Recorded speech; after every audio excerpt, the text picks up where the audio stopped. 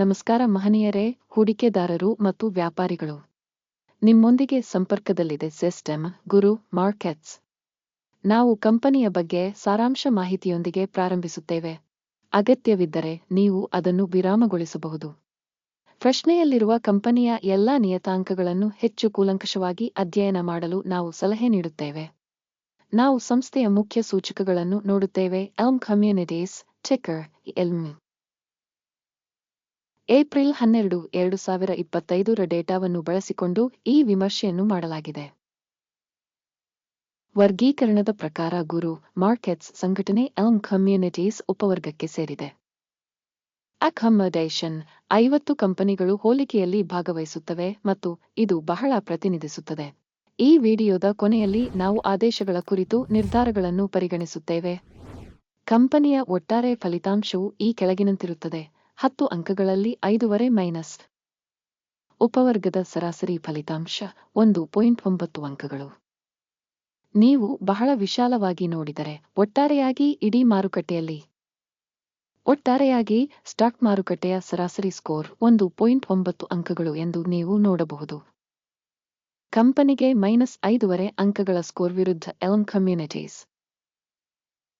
ಕಂಪನಿಯ ಷೇರು ಬೆಲೆಯ ಡೈನಾಮಿಕ್ಸ್ ಹೋಲಿಕೆ ಎಲ್ಮ್ ಕಮ್ಯುನಿಟೀಸ್ ಮತ್ತು ಉಪವರ್ಗದ ಷೇರುಗಳು.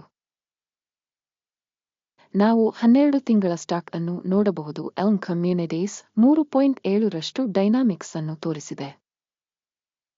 ಉಪವರ್ಗದಲ್ಲಿ ಬೆಲೆ ಡೈನಾಮಿಕ್ಸ್ ವಿರುದ್ಧ -10.4%.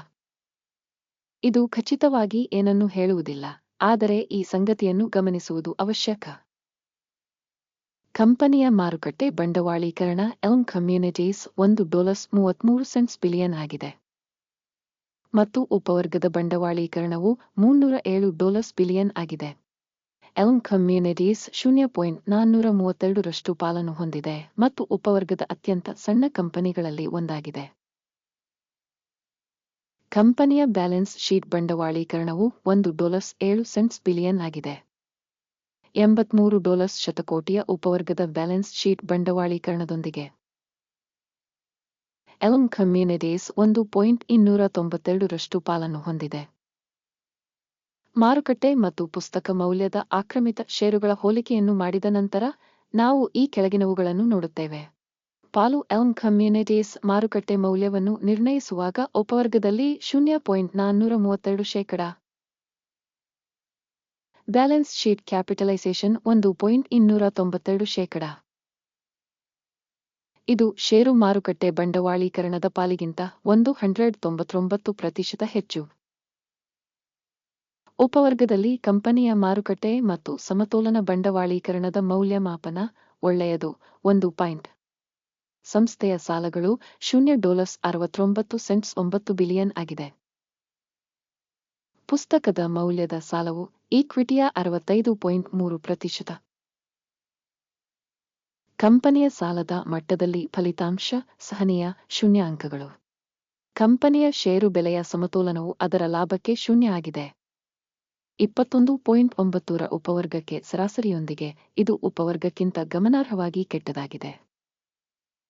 ಉಪವರ್ಗದ ಕಂಪನಿಗಳಿಗೆ ಹೋಲಿಸಿದರೆ ಲಾಭ ಸೂಚಕಕ್ಕೆ ಕಂಪನಿಯ ಮಾರುಕಟ್ಟೆ ಬೆಲೆಯ ಮೌಲ್ಯಮಾಪನ ತುಂಬಾ ಕೆಟ್ಟದು, -2 ಅಂಕಗಳು. ಕಳೆದ 12 ತಿಂಗಳ ಲಾಭ -$13 ಮಿಲಿಯನ್. ಮುಂದಿನ 12 ತಿಂಗಳ ಭವಿಷ್ಯದ ಗಳಿಕೆಗಳು ತಿಳಿದಿಲ್ಲ ಮತ್ತು ಇದು ಕಂಪನಿಯ ಭವಿಷ್ಯಕ್ಕೆ ಅತ್ಯಂತ ಕೆಟ್ಟದಾಗಿದೆ. ಉಪವರ್ಗದ ಕಂಪನಿಗಳಿಗೆ ಹೋಲಿಸಿದರೆ ನಿರೀಕ್ಷಿತ ಭವಿಷ್ಯದ ಲಾಭದ ಮೌಲ್ಯಮಾಪನ ಕೆಟ್ಟ, -1. ಕಂಪನಿಯ ಆದಾಯದ ಅನುಪಾತವು 5.5 ಆಗಿದೆ. ಉಪವರ್ಗ 2 ರಲ್ಲಿನ ಸರಾಸರಿಯು ಉಪವರ್ಗಕ್ಕಿಂತ 175% ಅಧಿಕವಾಗಿದೆ.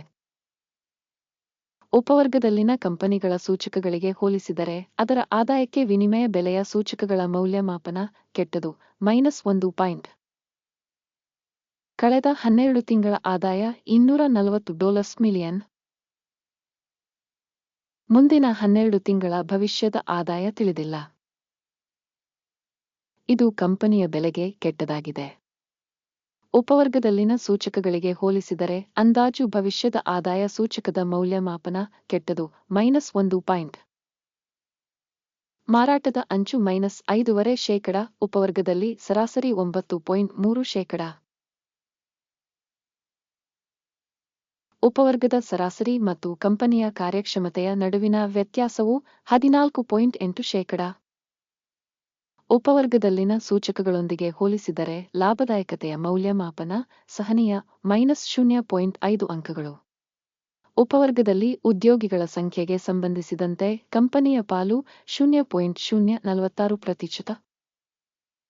ಇದು ಮಾರುಕಟ್ಟೆ ಬಂಡವಾಳೀಕರಣದ ಪಾಲುಗಿಂತ 839% ಕಡಿಮೆಯಾಗಿದೆ ಮತ್ತು ಇದು ಕಂಪನಿಯ ಮಾರುಕಟ್ಟೆ ಮೌಲ್ಯದ ನಡುವಿನ ವ್ಯತ್ಯಾಸವನ್ನು ಪ್ರತಿಬಿಂಬಿಸುತ್ತದೆ. ಎಲ್ಮ್ ಕಮ್ಯುನಿಟೀಸ್ ಮರುಮೌಲ್ಯಮಾಪನದ ಕಡೆಗೆ ಹೆಚ್ಚಾಗಿ ಸಂಸ್ಥೆಯ ಪ್ರತಿ ಉದ್ಯೋಗಿಗೆ ಮಾರುಕಟ್ಟೆ ಬಂಡವಾಳದ ಮೊತ್ತವು $5,202,000ಗಳಿಗೆ ಸಮಾನವಾಗಿರುತ್ತದೆ ಮತ್ತು ಉಪವರ್ಗಕ್ಕೆ ಇದು $556,000.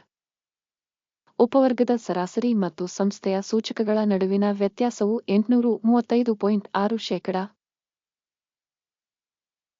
ಉಪವರ್ಗದಲ್ಲಿನ ಸೂಚಕಗಳಿಗೆ ಹೋಲಿಸಿದರೆ ಪ್ರತಿ ಉದ್ಯೋಗಿಗೆ ಬಂಡವಾಳದ ಮೊತ್ತದ ಮೌಲ್ಯಮಾಪನ ಸಹನೀಯ 0 ಅಂಕಗಳು. ಪ್ರತಿ ಉದ್ಯೋಗಿಗೆ ಲಾಭದ ಮೊತ್ತವು $52,200. ಉಪವರ್ಗದಲ್ಲಿ ಸರಾಸರಿ $25,400. ಮತ್ತು ಉಪವರ್ಗದ ಸರಾಸರಿ ಮತ್ತು ಕಂಪನಿಯ ಸೂಚಕಗಳ ನಡುವಿನ ವ್ಯತ್ಯಾಸವು 105%. ಉಪವರ್ಗದಲ್ಲಿನ ಸೂಚಕಗಳಿಗೆ ಹೋಲಿಸಿದರೆ ಪ್ರತಿ ಉದ್ಯೋಗಿಗೆ ಲಾಭದ ಮೌಲ್ಯಮಾಪನ ಸಹನೀಯ -0.5 ಅಂಕಗಳು. ಪ್ರತಿ ಉದ್ಯೋಗಿಗೆ ಸಂಸ್ಥೆಯ ಆದಾಯ $949,000.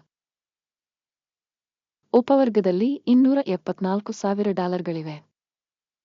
ಉಪವರ್ಗದ ಸರಾಸರಿ ಮತ್ತು ಕಂಪನಿಯ ಕಾರ್ಯಕ್ಷಮತೆಯ ನಡುವಿನ ವ್ಯತ್ಯಾಸವು 246%. ಉಪವರ್ಗದಲ್ಲಿನ ಸೂಚಕಗಳಿಗೆ ಹೋಲಿಸಿದರೆ ಪ್ರತಿ ಉದ್ಯೋಗಿಗೆ ಆದಾಯದ ಅಂದಾಜು ಸಹನೀಯ -0.5 ಅಂಕಗಳು.